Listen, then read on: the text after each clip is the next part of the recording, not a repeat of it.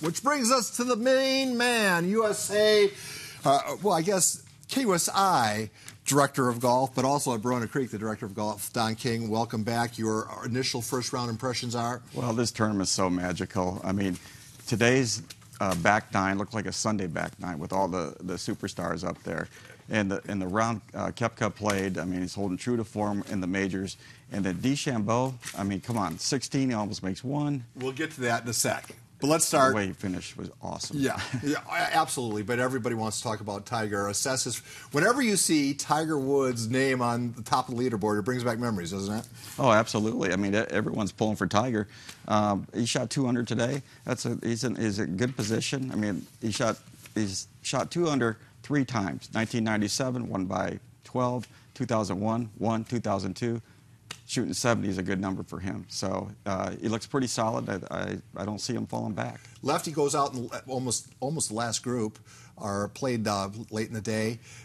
He had a lefty right. He says he doesn't care if he hits it left or right. He just wants to hit it far. Yeah. And he did it on the par 5. And I believe that, yeah. Well, he hit some wayward drives on 10 and 11, made bogeys. There's only 2 bogeys, I believe, of the day. But the par 5s he took care of, Paul. He drove it down the middle, over 300 yards on all the par 5s, had irons into all the par 5s, birdied the par 5s, took care of them.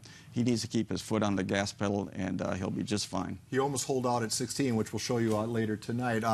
Let's hear from Lefty. This is after the round. It's a lot of fun. It's fun to get off to a good start. It's fun to play well, and I hit a lot of good shots today. It was really a fun round around here. I hit really good drives on all 4 of them. You know, I hit it way down there and had irons in all of them, so that makes it a lot easier. I was able to get it on 3 of the surfaces and just have 2 putts. So, you know, coming into this, he showed nothing that in his results suggested he was going to play well. You're right, but this golf course brings out his creative juices, and you have to be creative to play Augusta, and he loves that. And he can find his ball because it might be in the trees, and he can create some shot, and he's good around the greens. 5 under is a heck of a score. He's 48 years old. He'd be the oldest ever to win it. Surpassing the great Jack Nicklaus, who did it at 46 and 86. Yeah. Xander Schauffele comes into this tournament ranked 3rd in the FedEx rankings. Not the round he was hoping for. What happened there? No, well, he played decent today. He got off to a good start. He birdied the first 2 holes, and I believe he made the turn at 1 under. He's 1 under going into 18.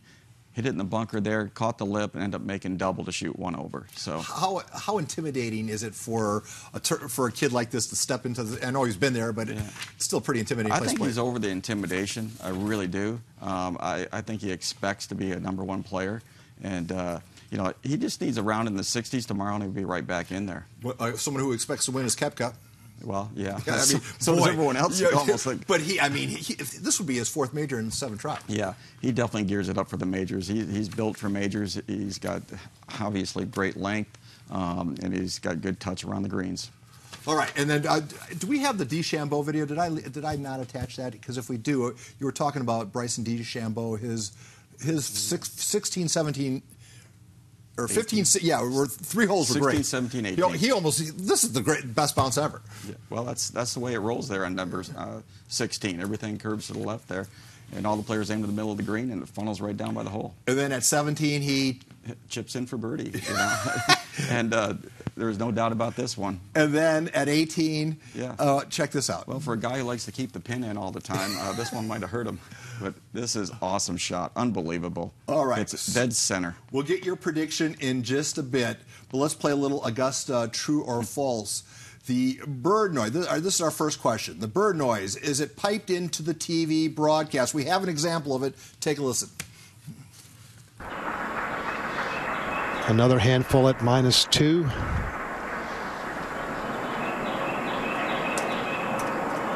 Now, members of the National Audubon Society say there is some bird song there that, well, those birds don't live in the Peachtree State. But you've been on that course, you say? Yeah, there are birds there.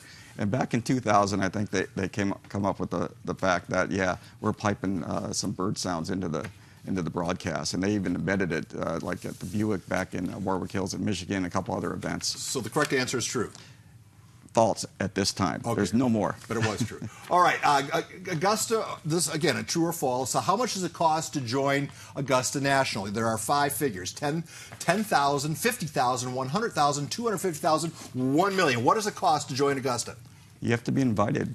Okay. Once you're invited, you may have to pay a fee, but there's no fee to pay. You have to have an invitation. So there is. So you have to get the invite first. Nice try. All right. So which one of these names that you see here is not an invited member to the club? You have 5 choices. Which one does not belong? Well, that's Tiger Woods. I mean, Tiger Woods is an honorary member because he won the championship before, so he has a green jacket, but he's not a full-fledged member. Only 2 golfers have ever been invited. That would be Jack Nicklaus and Arnold Palmer, are now deceased, but those are the only 2 actual invited members. Right, correct.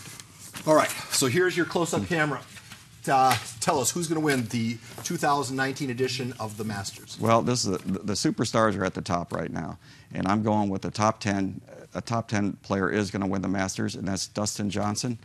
He's hitting it too good, and it's his turn to win the Masters. All right. If that happens, we'll play it for everyone to hear. Coming up on the 6:45 hour, John Quintero will join us. We'll be talking about the Masters, the Padres, and, of course, his old employer, Mighty 1090, and that's all coming your way. Plus, we have all this on the 1045 All Sports Report. Hope you tune in for that.